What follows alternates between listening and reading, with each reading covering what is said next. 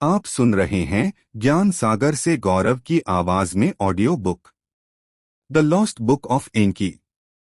क्या होगा अगर मानव सभ्यता की असली कहानी वह नहीं है जो हमें इतिहास की किताबों में बताई गई है? क्या होगा अगर हजारों साल पहले पृथ्वी पर ऐसी उन्नत प्रजाति आई थी जिसने मनुष्य को बनाया और हमारी सभ्यता की नींव रखी? प्राचीन सुमेरियन कथाओं में छुपी एक रहस्यमयी कहानी बताती है कि आसमान से आए देवताओं ने पृथ्वी पर कदम रखा, सोने की खोज की और फिर एक नया प्राणी बनाया, मनुष्य। क्या महान जलप्रलय केवल एक प्राकृतिक आपदा थी या इसके पीछे कोई और रहस्य छुपा था? और क्या सच में मानव सभ्यता की शुरुआत किसी प्राचीन एलियन तकनीक से हुई थी? आज हम एक ऐसी रहस्यमयी किताब की कहानी जानने वाले हैं जो इतिहास, मिथक और रहस्य को एक साथ जोड़ती है। The lost book of Enki. एक अनुन्नाकी का पृथ्वी पर आगमन। किताब के अनुसार बहुत प्राचीन समय में अनुन्नाकी नामक उन्नत प्रजाति पृथ्वी पर आई। यह प्रजाति एक दूरस्थ ग्रह निबिरू से आई बताई जाती है। कहानी के अनुसार निबिरू ग्रह की कक्षा बहुत लंबी थी और वह हजारों वर्षों में एक बार सौरमंडल के पास आता था। जब उनके ग्रह पर वातावरण से जुड़ी गंभीर समस्याएं उत्पन्न हुईं, तब उनके वैज्ञानिकों और शासकों ने समाधान खोजने का प्रयास किया। किताब में बताया गया है कि निबिरू के वातावरण को स्थिर रखने के लिए सोने की धूल की आवश्यकता थी, जो उनके ग्रह की सुरक्षा के लिए उपयोगी थी। इसलिए उन्होंने पृथ्वी को एक संभावित स्रोत के रूप में चुना क्योंकि यहाँ सोने की प्रचुर मात्रा पाई जाती थी। अनुन्नाकी के नेता पृथ्वी पर आए और यहाँ अलग अलग स्थानों पर अपने केंद्र बनाए। उन्होंने पृथ्वी के वातावरण, भूगोल और संसाधनों का अध्ययन किया और खनन कार्य शुरू किया। इस कथा के अनुसार पृथ्वी पर उनका आगमन मानव इतिहास की बहुत प्रारंभिक घटनाओं में से एक था। यह विचार प्राचीन सुमेरियन मिथकों की एक वैकल्पिक व्याख्या के रूप में प्रस्तुत किया जाता है, जिसमें देवताओं को उन्नत बाहरी प्रजाति के रूप में दर्शाया गया है। 2. निबिरू ग्रह का संकट। कहानी के अनुसार अनुन्नाकी जिस ग्रह से आए थे, उसका नाम निबिरू था। यह ग्रह अत्यधिक उन्नत सभ्यता का घर बताया गया है, जहां विज्ञान और तकनीक बहुत विकसित थी। लेकिन एक समय ऐसा आया जब उस ग्रह का वातावरण अस्थिर होने लगा। किताब में कहा गया है कि निबिरू का वायुमंडल धीरे धीरे कमजोर हो रहा था और इससे ग्रह पर जीवन के लिए खतरा पैदा हो गया। वैज्ञानिकों ने कई समाधान खोजने की कोशिश की, लेकिन अंततः उन्हें यह पता चला कि सोने की महीन परत उनके ग्रह के वातावरण को सुरक्षित रखने में मदद कर सकती है। इस खोज के बाद अनुन्नाकी के शासक ने निर्णय लिया कि दूसरे ग्रहों से सोना लाया जाए। लंबे अध्ययन के बाद पृथ्वी को सबसे उपयुक्त स्थान माना गया क्योंकि यहाँ प्राकृतिक संसाधनों की भरपूर मात्रा थी। इसके बाद अनुन्नाकी के एक प्रमुख नेता एनकी को पृथ्वी पर मिशन का नेतृत्व करने के लिए भेजा गया। एनकी और उसकी टीम ने पृथ्वी पर आकर खनन के लिए स्थानों का चयन किया और अपनी बस्तियां बसाईं। इस प्रकार पृथ्वी पर उनका आगमन केवल खोज के लिए नहीं बल्कि अपने ग्रह को बचाने के लिए एक जरूरी अभियान बताया गया है। 3. पृथ्वी पर खनन कार्य। पृथ्वी पर आने के बाद अनुन्नाकी ने सबसे पहले उन क्षेत्रों की खोज की जहां सोना अधिक मात्रा में मौजूद था। कहानी के अनुसार उन्होंने विशेष रूप से अफ्रीका के कुछ क्षेत्रों को खनन के लिए चुना। अनुन्नाकी ने वहां अपने ठिकाने बनाए और संगठित तरीके से खनन कार्य शुरू किया। शुरुआत में यह काम स्वयं अनुन्नाकी श्रमिकों द्वारा किया जाता था, लेकिन यह काम बेहद कठिन और खतरनाक था। लंबे समय तक भूमिगत खदानों में काम करना उनके लिए भी थकाने वाला था। किताब के अनुसार हजारों वर्षों तक यह खनन कार्य चलता रहा। धीरे धीरे श्रमिकों में असंतोष बढ़ने लगा क्योंकि उन्हें लगातार कठोर परिश्रम करना पड़ता था। वे अपने नेताओं से शिकायत करने लगे कि यह काम बहुत भारी है। इस स्थिति ने अनुन्नाकी के समाज में तनाव पैदा कर दिया। श्रमिकों ने विद्रोह की चेतावनी भी दी। इस समस्या को हल करने के लिए उनके नेताओं और वैज्ञानिकों ने एक नया विचार सोचा, ऐसा जीव बनाया जाए जो खनन का काम कर सके। यहीं से मानव सृष्टि की कहानी की शुरुआत होती है, जिसे किताब में एक बड़े मोड़ के रूप में प्रस्तुत किया गया है। 4. श्रमिकों का विद्रोह। कहानी के अनुसार जब अनुन्नाकी लंबे समय तक पृथ्वी पर खनन कार्य करते रहे तो धीरे धीरे उनके श्रमिक थकने लगे।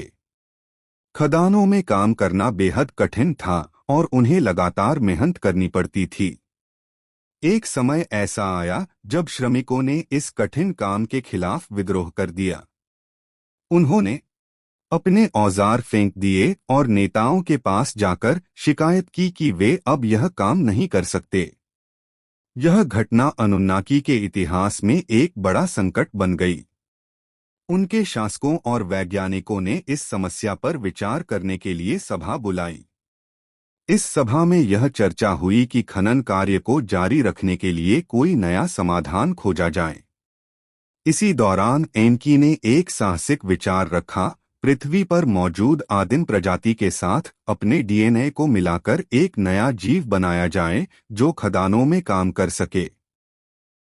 यह विचार शुरू में विवादास्पद था क्योंकि इससे एक नई प्रजाति का निर्माण होता, लेकिन अंततः इसे आजमाने का निर्णय लिया गया। यही प्रयोग आगे चलकर मानव जाति के निर्माण की कथा बन जाता है। 5. मनुष्य की रचना। किताब के अनुसार अनुन्नाकी वैज्ञानिकों ने पृथ्वी के आदिम मानव जैसे जीवों और अपने डीएनए को मिलाकर एक नई प्रजाति बनाने का प्रयास किया। इस प्रयोग का नेतृत्व एनकी और एक वैज्ञानिक देवी निन्हरसाग ने किया। कई असफल प्रयोगों के बाद अंततः एक ऐसा जीव बनाया गया जो बुद्धिमान था और श्रम करने में सक्षम था। यही प्राणी आगे चलकर आधुनिक मानव का पूर्वज माना गया। कहानी के अनुसार इस नए जीव को खनन और अन्य कार्यों के लिए बनाया गया था। शुरुआत में यह पूरी तरह अनुन्नाकी के नियंत्रण में था और उनकी सेवा करता था। धीरे धीरे इन मनुष्यों की संख्या बढ़ने लगी और वे पृथ्वी के अलग अलग क्षेत्रों में फैलने लगे। इसके साथ ही अनुन्नाकी ने उन्हें कृषि, पशुपालन और बुनियादी ज्ञान भी सिखाया। इस प्रकार किताब में मानव सृष्टि को एक वैज्ञानिक प्रयोग के रूप में प्रस्तुत किया गया है, जो अनुन्नाकी की जरूरतों से जुड़ा हुआ था। 6. पहला मानव आदम। कहानी के अनुसार जब अनुन्नाकी वैज्ञानिकों ने कई प्रयोग किए तब अंततः उन्हें सफलता मिली और पहला सफल मानव बनाया गया। इस मानव को आदम कहा गया। यह नाम बाद में कई धार्मिक ग्रंथों में भी दिखाई देता है। किताब में बताया गया है कि आदम को विशेष रूप से खनन और श्रम के लिए बनाया गया था। आदम के निर्माण में अनुन्नाकी के डीएनए और पृथ्वी पर मौजूद आदिम जीवों के डीएनए का मिश्रण किया गया। शुरुआत में यह प्रयोग पूरी तरह सफल नहीं था, लेकिन लगातार प्रयासों के बाद ऐसा मानव बनाया गया जो समझदार था और निर्देशों का पालन कर सकता था। आदम को अनुन्नाकी के शिविरों में रखा गया और उसे अलग अलग काम सिखाए गए। धीरे धीरे वह खनन और अन्य श्रम कार्यों में उपयोगी साबित हुआ। कहानी में यह भी कहा गया है कि आदम केवल एक व्यक्ति नहीं बल्कि एक पूरी नई प्रजाति की शुरुआत था। बाद में उसके जैसे और मनुष्य बनाए गए ताकि खनन और अन्य कार्यों को आसान बनाया जा सके। इस प्रकार किताब में आदम को मानव जाति की शुरुआत का प्रतीक माना गया है, जिसे अनुन्नाकी के प्रयोग का परिणाम बताया गया है। 7. मानवों का विस्तार। जब पहला मानव सफलतापूर्वक बनाया गया तब अनुन्नाकी ने उसी प्रक्रिया का उपयोग करके और मनुष्यों को बनाना शुरू किया। धीरे धीरे उनकी संख्या बढ़ने लगी। शुरुआत में ये मनुष्य केवल खदानों और निर्माण कार्यों में लगाए जाते थे, लेकिन समय के साथ उन्होंने अन्य कार्य भी सीख लिए। किताब के अनुसार अनुन्नाकी ने मनुष्यों को खेती करना, पशुपालन करना और सरल उपकरण बनाना सिखाया। इससे मानव समाज धीरे धीरे विकसित होने लगा। जैसे जैसे उनकी संख्या बढ़ी, वे पृथ्वी के अलग अलग क्षेत्रों में फैलने लगे। छोटे छोटे समूहों में रहकर उन्होंने अपने समुदाय बनाए। इससे मानव सभ्यता की शुरुआती नींव पड़ी। अनुन्नाकी के लिए यह स्थिति लाभदायक थी क्योंकि अब उन्हें खुद कठिन श्रम नहीं करना पड़ता था। मनुष्य उनके लिए काम करते थे और उनके आदेशों का पालन करते थे। किताब यह भी संकेत देती है कि इसी समय से मानव समाज में भाषा, संस्कृति और सामाजिक व्यवस्था का विकास शुरू हुआ। धीरे धीरे मनुष्य केवल श्रमिक नहीं रहे बल्कि पृथ्वी पर एक नई सभ्यता के निर्माता बन गए। 8. अनुन्नाकी के बीच संघर्ष। कहानी के अनुसार अनुन्नाकी केवल एक शांतिपूर्ण समाज नहीं थे। उनके बीच भी सत्ता और नियंत्रण को लेकर कई संघर्ष होते थे। अलग अलग नेताओं के बीच विचारों और अधिकारों को लेकर मतभेद पैदा हो जाते थे। इन संघर्षों का असर पृथ्वी पर रहने वाले मनुष्यों पर भी पड़ता था। जब अनुन्नाकी के नेताओं के बीच विवाद होता तो मनुष्यों को भी अलग अलग पक्षों में बांट दिया जाता था। इससे कई बार युद्ध और संघर्ष जैसी स्थितियां पैदा हो जाती थीं। किताब में बताया गया है कि कुछ अनुन्नाकी मनुष्यों के प्रति सहानुभूति रखते थे, जबकि कुछ उन्हें केवल श्रमिक के रूप में देखते थे। इसी सोच के कारण उनके बीच मतभेद बढ़ते गए। इन संघर्षों ने पृथ्वी के इतिहास और सभ्यता के विकास को भी प्रभावित किया। कई शहरों और राज्यों की स्थापना इन्हीं घटनाओं से जुड़ी बताई गई है। इस प्रकार किताब यह दर्शाती है कि अनुन्नाकी के अंदर भी राजनीतिक और सामाजिक संघर्ष थे और उनके फैसलों का असर पूरी मानव सभ्यता पर पड़ा। 9. सभ्यता का ज्ञान। किताब में कहा गया है कि मानव सभ्यता के कई महत्वपूर्ण ज्ञान अनुन्नाकी से आए। जब मनुष्यों की संख्या बढ़ने लगी, तब उन्हें केवल श्रम कराने के बजाय उन्हें विभिन्न कौशल भी सिखाए गए। अनुन्नाकी ने मनुष्यों को खेती करना, सिंचाई करना और पशुपालन करना सिखाया। इससे मानव समाज स्थायी रूप से बसने लगा और गांव तथा शहर बनने लगे। इसके अलावा लेखन, गणित और खगोल विज्ञान का ज्ञान भी मनुष्यों को दिया गया बताया जाता है। इसी ज्ञान के आधार पर प्राचीन सभ्यताएं विकसित हुईं। किताब में सुमेर, मिस्र और अन्य प्राचीन सभ्यताओं को इस ज्ञान से जुड़ा हुआ बताया गया है। कहा जाता है कि अनुन्नाकी ने मनुष्यों को कानून, प्रशासन और धार्मिक परंपराएं भी सिखाईं। इस तरह मानव समाज धीरे धीरे एक संगठित सभ्यता में बदल गया। किताब के अनुसार यह विकास केवल प्राकृतिक नहीं था बल्कि अनुन्नाकी के मार्गदर्शन का परिणाम था। 10. महान जल प्रलय। कहानी में एक बड़ी घटना का वर्णन मिलता है जिसे महान जल प्रलय कहा गया है। इस प्रलय में पृथ्वी के कई हिस्सों में भयंकर बाढ़ आई और बहुत बड़ी तबाही हुई। किताब के अनुसार यह प्रलय प्राकृतिक कारणों से आया था, लेकिन कुछ अनुन्नाकी नेताओं को पहले से इसकी जानकारी थी। उन्होंने अपने बीच इस बात पर चर्चा की कि क्या मनुष्यों को इस विनाश से बचाया जाए या नहीं। कुछ अनुन्नाकी चाहते थे कि मनुष्यों को बचाया जाए, जबकि कुछ का मानना था कि मानव संख्या बहुत बढ़ गई है और उन्हें नष्ट होने देना चाहिए। कहानी में बताया गया है कि एनकी ने एक मानव को गुप्त रूप से चेतावनी दी और उसे एक बड़ा जहाज बनाने को कहा ताकि वह अपने परिवार और कुछ जीवों को बचा सके। जब प्रलय आया तब पृथ्वी का अधिकांश भाग जल में डूब गया और बहुत से लोग नष्ट हो गए, लेकिन वह मानव और उसका परिवार बच गए। प्रलय के बाद उन्होंने फिर से सभ्यता की शुरुआत की और मानव जीवन को दोबारा बसाया गया। 11. प्रलय के बाद पुनर्निर्माण।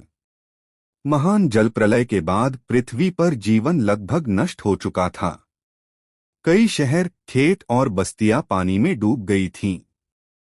जो थोड़े बहुत मनुष्य बच पाए, उन्हें एक नई शुरुआत करनी पड़ी। कहानी के अनुसार प्रलय के बाद अनुन्नाकी फिर से पृथ्वी पर लौटे और उन्होंने स्थिति का आकलन किया। उन्होंने देखा कि पृथ्वी पर जीवन को दोबारा व्यवस्थित करने की आवश्यकता है। इसलिए उन्होंने मनुष्यों को फिर से खेती, पशुपालन और निर्माण कार्य सिखाना शुरू किया। बचे हुए लोगों को नई जगहों पर बसाया गया और धीरे धीरे नए गांव और शहर बनने लगे। किताब में कहा गया है कि इसी समय कई महत्वपूर्ण सभ्यताओं की नींव रखी गई। मनुष्यों को फिर से ज्ञान दिया गया ताकि वे समाज को व्यवस्थित तरीके से चला सकें। प्रलय के बाद का यह समय मानव इतिहास में पुनर्जन्म की तरह बताया गया है। धीरे धीरे मानव समाज फिर से विकसित होने लगा और नई सभ्यताओं का निर्माण हुआ। 12 राजाओं का शासन। प्रलय के बाद जब मानव समाज फिर से संगठित होने लगा, तब शासन व्यवस्था की आवश्यकता महसूस हुई। किताब के अनुसार अनुन्नाकी ने मनुष्यों के बीच कुछ व्यक्तियों को चुना और उन्हें राजा के रूप में स्थापित किया। इन राजाओं को विशेष अधिकार दिए गए और उन्हें अनुन्नाकी का प्रतिनिधि माना जाता था। उनका काम था समाज में व्यवस्था बनाए रखना, कानून लागू करना और लोगों को सही दिशा में मार्गदर्शन देना। कई प्राचीन सभ्यताओं में राजाओं को देवताओं का दूत या प्रतिनिधि माना जाता था। किताब में यह विचार दिया गया है कि यह परंपरा अनुन्नाकी के प्रभाव से शुरू हुई। राजाओं ने शहरों का निर्माण कराया, मंदिर बनवाए और समाज को संगठित करने के लिए नियम बनाए। इससे मानव समाज अधिक व्यवस्थित और स्थिर बन गया। इस प्रकार किताब में राजाओं के शासन को मानव सभ्यता के विकास का महत्वपूर्ण चरण बताया गया है। 13 पिरामिड और प्राचीन संरचनाएं। किताब में यह विचार प्रस्तुत किया गया है कि दुनिया की कई प्राचीन संरचनाएं अत्यंत उन्नत ज्ञान और तकनीक के आधार पर बनाई गई थीं। इनमें पिरामिड, विशाल मंदिर और अन्य स्मारक शामिल हैं। कहानी के अनुसार इन संरचनाओं के निर्माण में अनुन्नाकी के ज्ञान का प्रभाव था। उन्होंने मनुष्यों को वास्तुकला, गणित और खगोल विज्ञान का ज्ञान दिया, जिससे इतनी विशाल इमारतों का निर्माण संभव हो सका। उदाहरण के तौर पर मिस्र के पिरामिडों को अत्यंत सटीक माप और दिशा के साथ बनाया गया है। किताब यह संकेत देती है कि ऐसी सटीकता केवल साधारण तकनीक से संभव नहीं थी। संरचनाओं को केवल धार्मिक या स्मारक उद्देश्यों के लिए ही नहीं, बल्कि ज्ञान और शक्ति के प्रतीक के रूप में भी देखा जाता है। इस प्रकार पुस्तक यह विचार प्रस्तुत करती है कि प्राचीन सभ्यताओं के पीछे उन्नत ज्ञान और मार्गदर्शन की भूमिका रही होगी। 14 मानवता की भूमिका। कहानी के अनुसार मनुष्यों और अनुन्नाकी के बीच संबंध समय के साथ बदलते रहे। शुरुआत में मनुष्य केवल श्रमिक थे, जिन्हें खनन और निर्माण कार्यों के लिए बनाया गया था। लेकिन धीरे धीरे मनुष्य अधिक बुद्धिमान और स्वतंत्र होने लगे। उन्होंने अपनी संस्कृति, भाषा और समाज का विकास किया। इससे मानव समाज में आत्मनिर्भरता बढ़ने लगी। कुछ अनुन्नाकी नेताओं ने मनुष्यों के विकास का समर्थन किया, जबकि कुछ उन्हें केवल सेवक के रूप में ही देखते रहे।